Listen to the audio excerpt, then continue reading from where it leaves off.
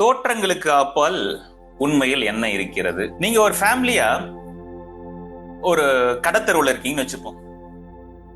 கடத்தெருவுல குடும்பத்தோட போயிட்டு இருக்கீங்க. உங்க அம்மா அப்பா குழந்தைங்களோட போயிட்டு இருக்கீங்க. அப்போ ஒரு ஷூ கடையை பாக்குறீங்க. பார்த்த உடனே நம்ம ரொம்ப நாள் ஆச்சு, 4-5 வருஷம் ஆச்சு ஷூ வாங்கி, நம்ம ஷூ தேஞ்சு போச்சு, ஷூ வாங்கலான்னு ஷூ வாங்குறீங்க. அப்படியே போயிட்டு இருக்கும்போது ஐஸ்கிரீம் கடை பாக்குறீங்க. உங்க குழந்தைங்க ஐஸ்கிரீம் கேக்குறாங்க, ஐஸ்கிரீம் வாங்கி தரீங்க. இன்னொரு புள்ள ஸ்டோரி புக் வேணும்ன்றாரு, அதை வாங்கி தரீங்க. இப்படியே கடத்தல் நடந்து போயிட்டே இருக்கும்போது குடும்பத்தோட அப்பா அம்மாக்கு சாரி, அப்பாவுக்கு மூக்கு கண்ணாடின்னு வாங்கி கொடுத்து ஒண்ணு ஒண்ணா போயிட்டே இருக்கும்போது ஒரு பிச்சைக்காரர் வந்து உங்கள்ட்ட பிச்சை கேட்கிறாரு. நீங்க அந்த பிச்சைக்காரர் வந்த உடனே கோவப்படுறீங்க. ஏன்? ஏன்னா அவருக்கு உடம்புல எந்த கோளாறும் கிடையாது, கை கால் நல்லா இருக்கு, உங்களுக்கு பிச்சை போடுறதுக்கு விருப்பம் இல்லை, உழைச்சு சம்பாதிக்கலாமே அப்படின்னு நினைக்கிறீங்க. சில பேர் உழைச்சு சம்பாதிக்கலாமேன்னு சொல்லுவீங்க, சில பேர் வேணாம் என்கிட்ட சில்லறை இல்லைன்னு தட்டி கழிச்சிருவீங்க. கொஞ்ச நேரம் கழிச்சு கொஞ்சம் தூரத்துல இன்னொரு பிச்சைக்கார பாக்குறீங்க. அவரு உண்மையாலுமே அவரால் உழைச்சு சம்பாதிக்க முடியாத சூழ்நிலை தான். ஏன்னா அவர் உடம்புல பார்த்தாலே தெரியுது அவருக்கு ஏதோ ஒரு பிரச்சனை இருக்கு உடம்புல. அவரை பார்த்தா பரிதாபமா இருக்கு, அவருக்கு நான் உதவி பண்ணணும் அப்படின்னு நினைக்கிறீங்க. வந்தா கொஞ்சம் ஏதாவது நம்ம கொடுக்கலாம், பணமோ பொருளோ உணவு வாங்கி தரலாம், அட்லீஸ்ட் ஒரு வேலை 2 வேலைக்காச்சும் வாங்கி தரலாம் அப்படின்னு நினைக்கிறீங்க. அவரும் கிட்ட வராரு உங்கள்ட்ட பிச்சை எடுக்கலான்னு. ஆனா கிட்ட வந்து நீங்க பிச்சை கொடுக்கறதுக்கு முன்னாடி அவர் கேக்குறாரு, டேய் தம்பி ஒரு 50 ரூபா தான் கொடுறா. என்ன கேக்குறாரு? டேய் தம்பி ஒரு 50 ரூபா தான் கொடுறா அப்படின்னு கேக்குறாரு. நீங்க இப்ப கொடுப்பீங்களா? இப்ப கொடுக்க மாட்டீங்க. ஏன்னா பிச்சைக்கார பத்தி உங்களுக்கு ஒரு இப்படிதான் இருக்கணும் பிச்சைக்காரன்னு சொல்லிட்டு ஒரு டேட்டா வச்சிருப்பீங்களே, அது பிரகாரம் பிச்சை எடுத்தாதான் நீங்க பிச்சை போடுவீங்க. பிச்சைக்காரனா பவ்யமா அமைதியா கை கட்டிக்கின்னு மரியாதையோட பேசணும்னு நினைப்பீங்க. அந்த மரியாதையை அந்த ஆள் கொடுக்கல, அந்த பிச்சைக்காரருக்கான தகுதி அவர்கிட்ட இல்ல, அதனால நீங்க பிச்சை போட மாட்டீங்க. ஏன்னா ஒரு மரியாதை உங்கள்ட்ட கேட்கல. ஆனா இருந்தாலும் அவரால் உழைச்சு சம்பாதிக்க முடியாது, ஏன்னா ஒரு உடம்பு சரியில்லைன்னு தெரியும் உங்களுக்கு. இருந்தாலும் நீங்க பிச்சை போட மாட்டீங்க, ஏன்னா நீங்க எதிர்பார்த்த மாதிரி ஒரு பிச்சை எடுக்கல, அவ்வளவுதான். இப்ப பிச்சைக்காரங்க உண்மையாவே பிச்சை எடுக்கிறது தப்பு, பிச்சை எடுக்கிற நின்னு உனக்கே இவ்வளவு திமுறா நினைக்கிறீங்க?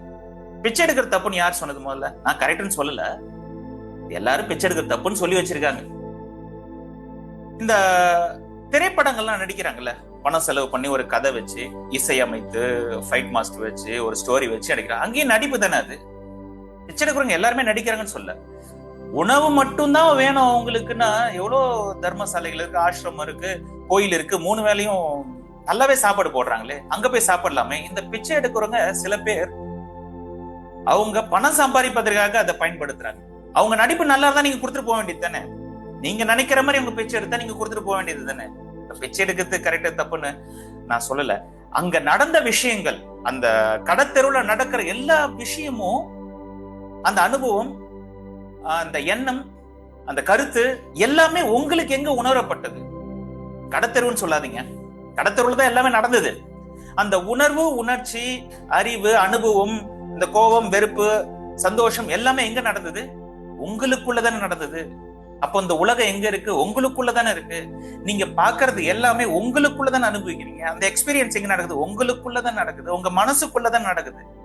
அப்ப அந்த அனுபவம் எங்க இருக்கு? உங்க மனசுக்குள்ள இருக்கு. அப்ப இந்த உலகம் எங்க இருக்கு? இங்க உங்க மனசுக்குள்ளதான் இருக்கு. இந்த மனம் தான் உங்க உலகமே. மனசுல இருந்தா உலகமே உருவாயிருக்கு. டிராபிக் ரொம்ப அதிகமா டிராபிக் இருக்க, கூட்டமா இருக்காங்க, அதுல 2 பேர் எடுத்துப்போம்.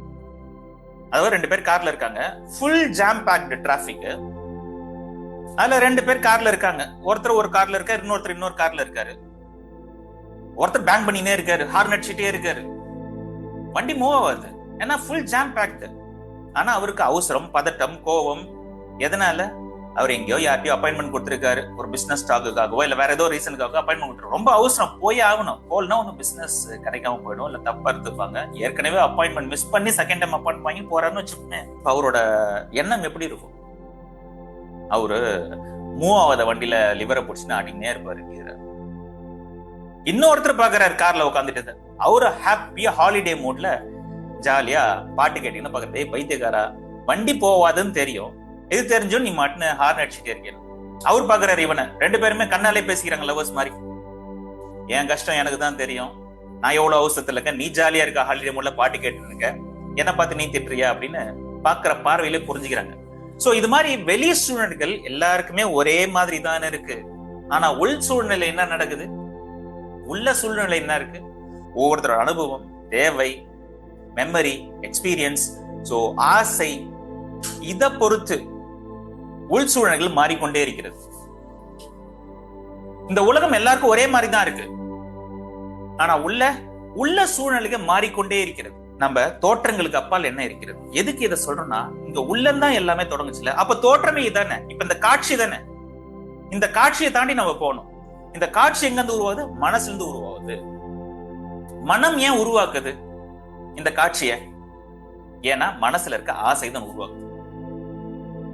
நீங்க கிரிக்கெட் விளையாடணும்னு ஆசைப்படுறீங்க. சின்ன வயசுல ப்ராபப்லி எல்லாருமே இந்தியால இருக்கவங்க கிரிக்கெட் விளையாட்டு இருப்பீங்க. இப்ப என்னோட அனுபவம் என்ன சொல்றேனே, நான் ஒரு 4-5 பசங்களோட சேர்ந்து ஒரு 7வது 8வது படிக்கும் போது கிரிக்கெட் விளையாட முடிவு பண்ணி நாங்களே ஒரு கிரவுண்டை செட் பண்ணோம்.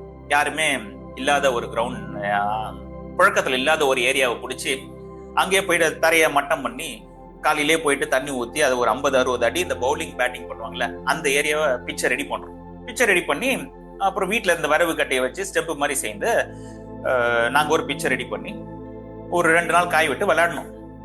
இப்பதான் பண்ணுவோம். இதே என்கிட்ட அம்பானி மாதிரி பணம் இருந்து இப்ப IPL ஓனர்ஸ் எல்லாம் இருக்காங்க, அது மாதிரி என்கிட்ட பணம் இருந்து நான் என்ன பண்ணுவேன், நான் ஒரு தனியா கிரவுண்டை கட்டுவேன். அப்படி இல்லைன்னா கவர்மெண்ட்டை சொல்லி நான் ஸ்பான்சர் பண்றேன், நான் இன்வெஸ்ட் பண்றேன், நீங்களும் இன்வெஸ்ட் பண்ணுங்க, இது மாதிரி IPL கேம் ஒன்று நடத்தலாம், நம்ம அதை வச்சு பணம் சம்பாதிக்கலாம் அப்படின்னு ஒரு ஐடியா தருவேன். பணம் இருந்துதான். இதே நீங்க பேட்மிண்டன் விளையாடுங்கன்னா பேட்மிண்டன் கிரவுண்டை உருவாக்குவீங்க. நீங்க எப்படி விளையாடணும்னு நினைப்பீங்க. ஹாக்கி விளையாடுனா ஹாக்கி விளையாடுறதுக்கு ஒரு கிரவுண்ட் உருவாக்குவீங்க. மனசுல ஒரு ஆசை வருது, அந்த ஆசை நிறைவேற்றுறது முயற்சி பண்றீங்க, அதை உருவாக்குறீங்க வெளியே. பறவையை கண்டான் விமானம் படைத்தான். பறவையை பார்த்த உடனே விமானத்தை படிச்சுட்டானா? இல்லையே. அதுக்கு முன்னாடி இருந்தது மோட்டர் இருந்தது, மோட்டர் சைக்கிள் இருந்திருக்கும், அதுக்கு முன்னாடி சைக்கிள் இருந்திருக்கும், மிதிவண்டி இருக்கும், மிதிவண்டியில எலக்ட்ரிசிட்டி ஜெனரேட் பண்ணிருப்பாங்க, அதுக்கு முன்னாடி மாட்டு வண்டி இருந்தது, அதுக்கு முன்னாடி கையால தள்ளி போயிட்டு இருப்பாங்க. இந்த கிராமத்துல அந்த பனங்காட்டுங்க எல்லாம் வச்சு வண்டி மாதிரி தள்ளி போகும், பாத்தீங்களா, சின்ன பசங்க விளையாடுவாங்க. இப்படிதான் அது பரிணாம வளர்ச்சியில வளர்ந்து இப்ப இருக்கு. ஒரே நாள்ல பிளைட் உருவாக்கல, 3க்கு போனா ராக்கெட் உருவாக்குனாங்க. இது மாதிரி தன் எண்ணம் உருவாகுது, எண்ணத்துல இருந்து ஆசை உருவாகுது, அந்த ஆசையை நிறைவேற்றுறதுக்கு முயற்சி பண்றாங்க.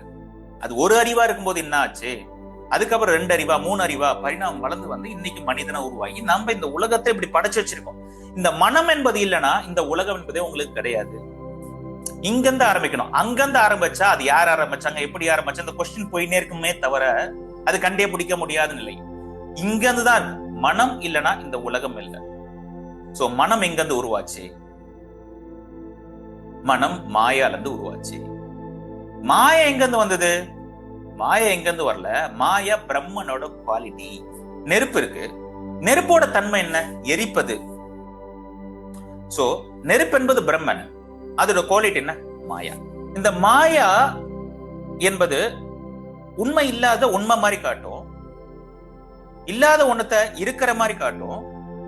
இந்த அன்ரியல் அப்பியர்ஸ் லைக் ரியல். நீங்க இப்ப ஃப்ரெண்ட்ஸோட டூர் போயிட்டு இருக்கீங்க, ஒரு 4 பேர் சேர்ந்து டூர் போறீங்க. இப்ப மலை உச்சில இருக்கீங்க, மலை உச்சில நின்று செல்ஃபி எடுக்கலான்னு கையில இருந்து பாக்கெட்ல இருந்து போன் எடுக்கிறீங்க. கை தவறி போன் கீழே வந்துருது மலை உச்சில இருந்து. அதை பிடிக்கலாம் நீங்க குனிறீங்க, இப்ப கால் தவறி நீங்களும் கீழே வந்துடுறீங்க. கை தவறி போன் விழுது, கால் தவறி நீங்க விழறீங்க மேல 300 அடி வச்சுமே, 300 அடி மலை உயரத்துல இருந்து கீழே விழுறீங்க. போனை பிடிக்கலாம், நீங்களும் கீழே வந்துறீங்க. இப்ப விழும்போது போனை பிடிச்சிட்டீங்க, இன்னும் லேண்ட் ஆகல, நீங்க இன்னும் பூமியில விழல, ஆனா போனை பிடிக்கலான்னு குதிச்ச நீங்க போனை பிடிச்சிட்டீங்க. இப்ப போனை பிடிச்சு கீழே விழவும் இல்ல. எப்படி இறங்குறீங்கன்னா பறவை மறிந்து அமைதியா இறங்குறீங்க தரையில. எப்படி தானியம் போட்டா பறவை, மயில், புறாலாம் உட்காருது அதை எடுக்க சாப்பிடறதுக்கு, அது மாதிரி இறங்குறீங்க. அப்படியே கம்மன் நிக்கிறீங்க போனோட. அப்போ உங்க போன் ரிங் ஆகுது, அலாரம் அடிக்குது. அந்த அலாரத்தை ஆஃப் பண்ணிட்டு பாக்குறீங்க, எழுந்து பார்த்தா நீங்க எங்க இருக்கீங்க? பெட்ல படுத்துட்டு இருக்கீங்க. அப்போ இங்க நடந்தது என்ன? இது கனவு. நீங்க டூருக்கும் போல, போனும் விழல, கையும் ஸ்லிப் ஆகல, காலும் ஸ்லிப் ஆகல, நீங்களும் விழல, நீங்க அங்க இறங்கவும் இல்ல. ஆனா இப்ப நடந்தது உண்மையா பொய்யா? நீங்க டூர் போனது உண்மையா? நீங்க போனை கீழே போட்டது உண்மையா? நீங்க அங்கிருந்து கீழே விழுந்தது உண்மையா? பறவை மாதிரி இந்த லேண்ட் ஆனீங்களே அது உண்மையா? இது எல்லாமே உண்மைதான். எப்படி? நீங்க கனவுல இருக்கிற வரைக்கும் இது உண்மைதான், கரெக்ட் தானே? கனவுல இருக்க அது உண்மைதான், அது ரியாக்ட் பண்ணிட்டே தான் இருப்பீங்க, உங்களுக்கு தெரியாது அது கனவு. இப்ப அலாரம் அடிச்சது நீங்க எழுந்துறீங்க, இப்ப விழிச்ச உடனே என்ன ஆகுது? இது பொய்ன்னு தெரிஞ்சு போச்சு. இது மாதிரி உண்மை இல்லாத உண்மைன்னு காட்டுறது மாயா. இப்ப விழித்து கொண்டோம்னா இது உண்மை இல்லைன்னு தெரிஞ்சு போடும். இதுதான் ரியலைசேஷன், இதுதான் ஞான முக்தி. ஞானத்தோட அடுத்த ஸ்டேஜ் தான் முக்தி. ஃபர்ஸ்ட் ஞானத்துல தான் இந்த ஸ்பீச்சே ஞானத்தோட. சோ இந்த ஸ்பீச் என்ன உங்களுக்கு ஹெல்ப் பண்ணுன்னா, தியானம் பண்றதுக்கு உதவியா இருக்கும், இந்த நிலையில இருந்து வெளியே போறதுக்கு உதவியா இருக்கும். தியானம் ஒன்றும் பெரிய கடினமே கிடையாது, இந்த நிலைக்கு போறது ஒரு கடினமே கிடையாது. கிருஷ்ணரோட குவாலிட்டியோ, ஜீசஸோட குவாலிட்டியோ, ரமண மகரிஷி, ராமகிருஷ்ண பரமஹம்சர் எல்லாரும் போனது ஒரு ஈஸியான வேலை தான் அங்க போனது. ஆனா ரொம்ப கஷ்டமே கிடையாது. ஸ்பிரிச்சுவாலிட்டின்றது வெரி சிம்பிள். கொஞ்சம் அந்த நாலேஜ் இல்லாம நம்ம செயல்முறை பண்ணும்போது உடம்ப ரொம்ப வருத்திக்கிறோம், ரொம்ப கஷ்டப்படுறோம், இன்னும் ஹாப்பியா இல்லாம ஒரே சோகத்துல இருக்க மாதிரி ஒரு அப்பியரன்ஸ் கொடுத்துக்கிறோம். அப்படி கிடையாது. அது இந்த அப்பியரன்ஸ் வச்சு எதையும் எடை போட்ட வேணாம், உள் சூழ்நிலை எப்படி இருக்குன்றது தான் முக்கியம். இப்போ coming back to the point, எங்க விட்டோம்? மாயா. சோ மாயா என்பது பிரம்மனோட குவாலிட்டி. அப்ப பிரம்மம் என்பது என்ன?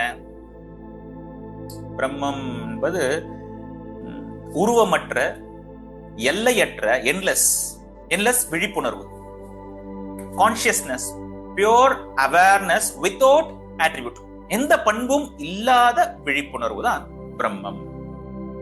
பிரம்மன் பிரம்மன் சொல்றது பிரம்மம்.